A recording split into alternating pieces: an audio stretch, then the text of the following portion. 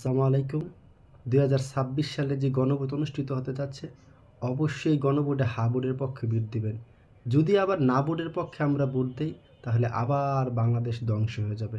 হ্যাঁ ভোট মানে সোনার বাংলাদেশ, হ্যাঁ ভোট মানে নতুন বাংলাদেশ।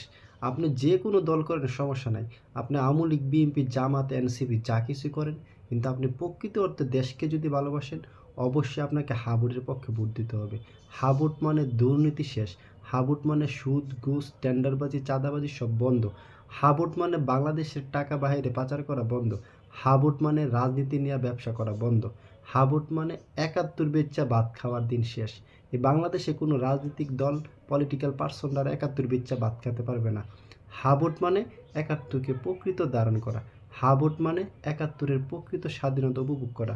হাবুট মানে এই বাংলাদেশে রাজনীতিক ব্যবসা শেষ। হাবুট মানে নতুন বাংলাদেশ। আপনি যদি প্রকৃত অর্থে দেশকে উন্নতির দিকে এগিয়ে নিতে চান, অবশ্যই আপনাকে হ্যাঁ ভোটের পক্ষে ভোট দিতে হবে। হ্যাঁ ভোট মানে নারী হেনস্থা বন্ধ। হ্যাঁ ভোট মানে এই বাংলাদেশের সর্বসাধারণের সমান সুযোগ সুবিধা ভোগ করার দিন। হ্যাঁ ভোট মানে নতুন একটা বাংলাদেশ। আর আমরা যদি আবার না ভোট দেই, তাহলে এই বাংলাদেশে আবার বারবার গণঅভ্যুত্থান হবে, আবার বাংলাদেশের সাধারণ জনগণ জীবন দেবে, আবার পলিটিক্যাল পার্সনরা ৭১ বেচ্চা ভাত খাওয়ার দিন শুরু। হ্যাঁ ভোট মানে নতুন একটি বাংলাদেশ গড়ার পথে অবশ্যই আপনি হ্যাঁ ভোট দিবেন। বাংলাদেশকে এগিয়ে নেওয়ার অবদান আপনিও রাখবেন।